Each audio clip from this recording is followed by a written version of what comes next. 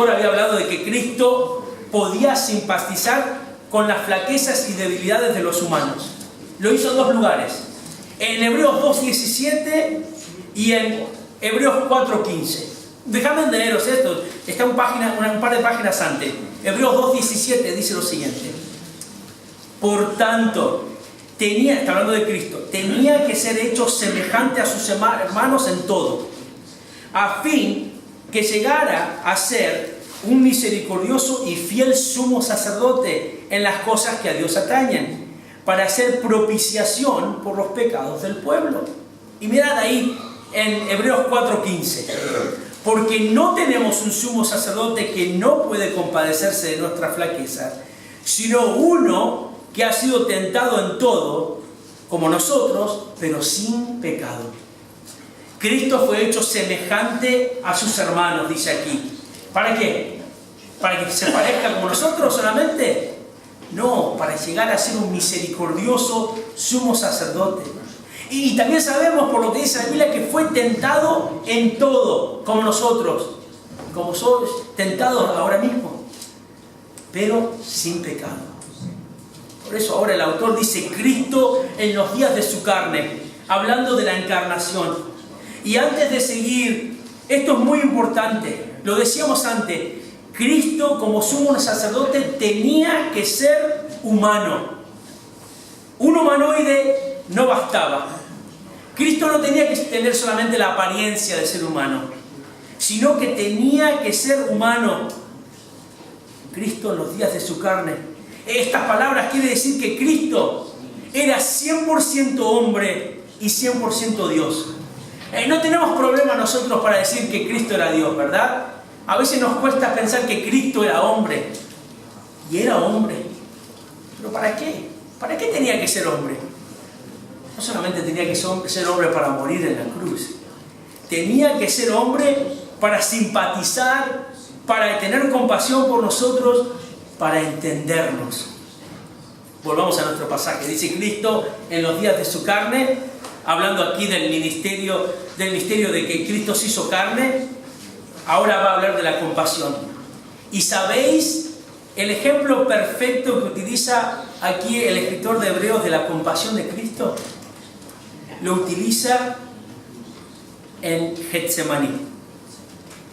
Getsemaní es el ejemplo perfecto de la compasión y solidaridad de Cristo. ¿Por qué no me acompañáis a Marcos capítulo 14? Marcos capítulo 14. El escritor de Hebreos dice que Cristo ofreció oraciones y súplicas con gran clamor y lágrimas al que podría librarle de la muerte. Como dijimos antes, Cristo era 100% Dios y 100% hombre. Y en su humanidad, Él sufrió la agonía de Getsemaní. Sufrió muchísimo. Marcos nos cuenta cómo fue esa agonía. El versículo 33 nos dice aquí que después de Él tener la última cena con sus discípulos, Él va al huerto de Getsemaní. Y mirad lo que dice aquí. Versículo 33. Tomó consigo a Pedro, a Jacobo y a Juan. Y comenzó a afligirse, a angustiarse mucho. Y les dijo: mi alma está muy afligida, hasta el punto de la muerte. Quedaos aquí y velad. Adelantándose un poco, se postró en tierra y oraba que si fuera posible pasara de él aquella hora. Y decía: Abba, Padre, para ti todas las cosas son posibles. Aparta de mí esta copa, pero no sea lo que yo quiero, sino lo que tú quieras. Jesús, en la agonía de Getsemaní, demostró que Él era uno como nosotros. En su humanidad, Él quería que pasara esta copa. No quería sufrir en manos de pecadores. No quería hacer el sacrificio por el pecado de los pecadores. Pero al mismo tiempo, mirad aquí, lo que quería más que nada en su humanidad era hacer la voluntad del Padre. Que no sea yo lo que yo quiero, sino lo que tú quieras, dijo. Esa era la agonía de Getsemaní. Y en estos versículos nos dice, en el versículo 7, que en los días de su carne, habiendo ofrecido oraciones y súplicas con gran clamor y lágrimas al que podía librarle. Ese es el ejemplo de que Cristo entiende lo que estamos pasando. Cristo entiende lo que es sufrir, porque lo sufrió Él mismo. Pero el versículo 7 continúa, la segunda mitad. Dice que Cristo oró para ser librado y que fue oído a causa de su temor reverente. Ahora bien, no queremos ser irreverentes, pero me imagino que aquí todos tenemos una pregunta, ¿verdad? ¿Cómo es que el escritor de Hebreos dice que fue oído a causa de su temor reverente si Cristo murió en una cruz? ¿Es verdad? Cristo murió en la cruz. Pero el Padre también le escuchó, también lo oyó. Ahora, ¿cómo lo oyó? ¿Lo libró de la muerte? Sí, lo libró de la muerte. ¿Sabéis cómo lo libró de la muerte? Tuvo que morir en la cruz igual, tuvo que ser sepultado igual, pero el Padre no lo abandonó en el sepulcro. El Padre lo resucitó, y lo resucitó así confirmando su sacrificio, que había aceptado su sacrificio y lo glorificó en la ascensión. Dios aceptó la obra de Cristo. La resurrección y la exaltación de Cristo son el testimonio de que Dios aceptó el sacrificio en cruz de su Hijo. Y como dice el versículo 8, aunque era hijo, aprendió obediencia por lo que padeció. Esto no quiere decir que el sufrimiento que hizo que Cristo pasara de ser un hijo desobediente a un hijo obediente. Para nada. Cristo era perfecto, lo sabemos. Pero lo que sí quiere decir esto es que Cristo aprendió obediencia obedeciendo. Cristo en su humanidad quería que esta copa pasara de Él. Cristo en su humanidad quería no morir en manos de pecadores.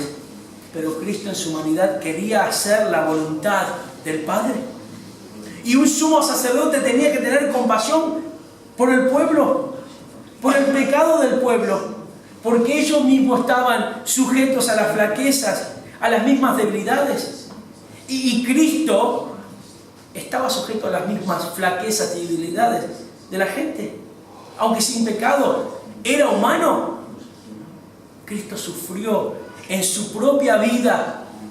Y no lo hizo como un show, como un actor.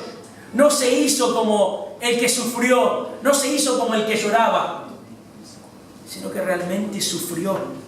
Por eso nuestro sumo sacerdote, tu sumo sacerdote, Cristo Jesús, entiende con compasión lo que estás pasando.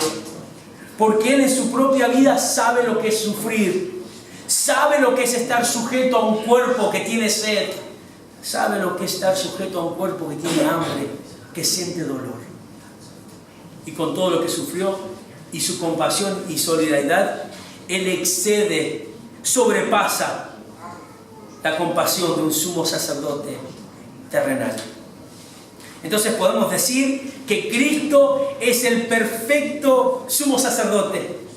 Él es el que cumple el oficio de sumo sacerdote. Él es el perfecto cumplimiento de un sumo sacerdote, no solamente por sus requisitos, sino por su función. Versículo 9, mirad esto. Y habiendo sido hecho perfecto, vino a ser fuente de eterna salvación para todos los que obedecen, siendo constituido por Dios sumo sacerdote según la orden de Melquisedec. Jesús, porque cumple todos los requisitos y los sobrepasa, Él puede cumplir el oficio y la función del sumo sacerdote. Versículo 9 dice, habiendo sido hecho perfecto. Esto no quiere decir que Jesús no era perfecto, había nacido perfecto, ¿os acordáis? Siempre fue perfecto, pero estamos hablando aquí del sufrimiento que tuvo Él. Eso lo calificó perfectamente para ser el sumo sacerdote. Dice, habiendo sido perfecto, habiendo sido calificado, ahora dice que vino a ser fuente de eterna salvación para todos los que obedecen. El gran sumo sacerdote, el sumo sacerdote perfecto, ahora no trae un perdón temporal como traía un sacerdote de Aarón. No trae un perdón que duraba un año, sino que trae salvación eterna. Eterna. ¿Por qué no me acompañáis un par de páginas a Hebreos capítulo 10, versículo 11? Hebreos 10, 11. El sumo sacerdote del linaje de Aarón, con su sacrificio, era algo que tenía que volverse a hacer constantemente. Mirad lo que dice Hebreos 10, 11. Y ciertamente, todo sacerdote está de pie, día tras día, ministrando y ofreciendo muchas veces los mismos sacrificios que no pueden quitar los pecados. ¿Verdad? Lo vemos eso. Un sacerdote tiene que estar día tras día porque realmente la gente peca todos los días. ¿Verdad? ¿Pecamos todos los días? Sí. La mayoría de nosotros sí, pecamos todos los días. Entonces, tenía que ofrecer sacrificio por todos los pecados. Pero con Cristo su sacrificio es mejor y perfecto. Mirad lo que dice el versículo 12, Hebreos 10, 12. Pero Él, hablando de Cristo, habiendo ofrecido un solo sacrificio por los pecados para siempre, ¿visteis eso? Un solo sacrificio por los pecados para siempre, se sentó a la diestra de Dios, esperando de ahí en adelante, hasta que sus enemigos sean puestos por estrado de sus pies. Porque por una ofrenda, Él ha hecho perfectos para siempre a los que son santificados. Este versículo nos tendría que hacer saltar de alegría. Este sacrificio de Cristo es una sola vez y para siempre. Aunque pecamos todos los días, nuestro pecado ha sido pagado una vez y para siempre. Nuestro sumo sacerdote es perfecto. Imagínate, en el templo, estar esperando año tras año para que se pague tu pecado, la culpa de pecado. Y ahora, una vez y para siempre, Cristo ofreció sacrificio y ¿qué hizo? Se sentó. Se sentó. Versículo 10 de nuestro del capítulo 5 de Hebreos, el último versículo, dice: siendo Cristo constituido por Dios sumo sacerdote según el orden de Melquisedec. Una vez más habla del llamamiento de Cristo como nuestro sumo sacerdote. Fue constituido por Dios. Se menciona una vez más que la orden no es la orden del linaje de Aarón, sino del linaje de Melquisedec. Hablando de la perpetuidad del oficio del sumo sacerdote y de Cristo. Cristo iba a ser y va a ser sumo sacerdote para siempre. Entonces, volver a un sistema sacrificial temporal es una locura, ¿no? Esto era lo que estaba tratando de hacer el escritor de Hebreos. Estaba tratando de contrastar la temporalidad del sacrificio y de un sumo sacerdote terrenal con la superioridad y la eternidad del sumo sacerdote que es Cristo. La superioridad de Cristo como sumo sacerdote, que no solamente cumplía cada una de estas funciones perfectamente, no solamente cumple cada uno de estos requisitos de un hombre de Dios, sino que los sobrepasa, los excedía. Nuestro sumo sacerdote, Cristo Jesús, es el perfecto sumo sacerdote. Él cumple su función perfectamente. Él fue llamado por Dios y puede tener compasión por nosotros porque Él sufrió en su propia persona y sabe lo que es ser humano. Pero aunque fue tentado, resistió sin pecar y ahora mismo está a la diestra del Padre. Os confieso algo. Este pasaje es un pasaje muy difícil de explicar. Porque realmente lo que está haciendo el autor aquí es demostrar la superioridad de Cristo como sumo sacerdote. Pero es difícil explicarlo. ¿Sabéis por qué? Porque ninguno de nosotros somos judíos. Ninguno de nosotros tenemos un templo con sacrificios. Ninguno de nosotros tenemos un sumo sacerdote terrenal. Entonces, no lo entendemos como lo entendía un judío. Pero al mismo tiempo, esto se aplica a nosotros. Porque podemos caer en el mismo error que los destinatarios de esta carta. No creo que ninguno de nosotros vamos a abandonar nuestra fe por el judaísmo.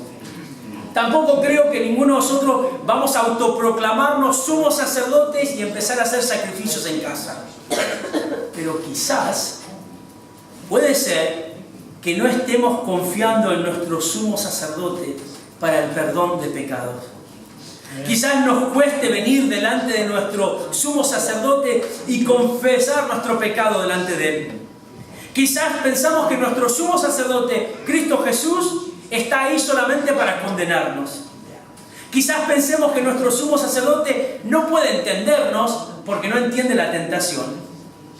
Y quizás peor, pensemos que nuestro sumo sacerdote, si confesamos nuestros pecados, nos va a dar la espalda porque somos muy malos.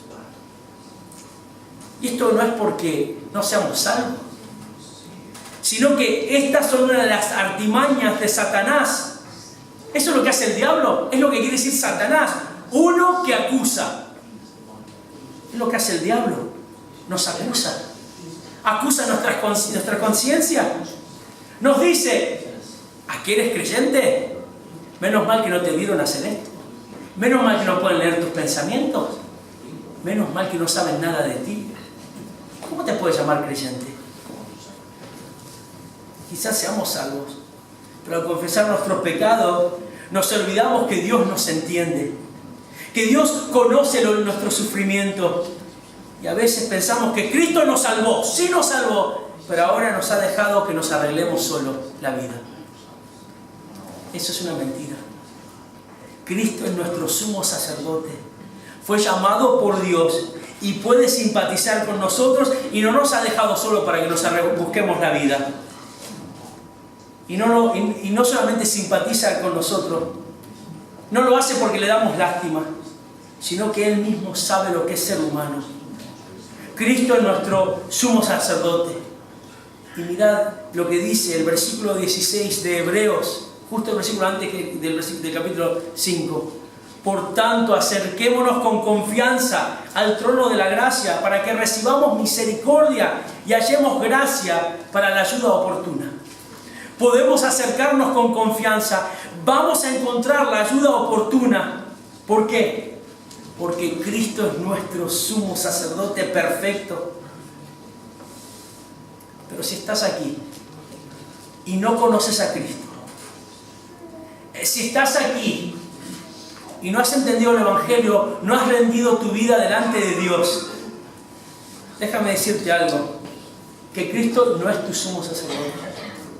Él no está obrando a tu favor.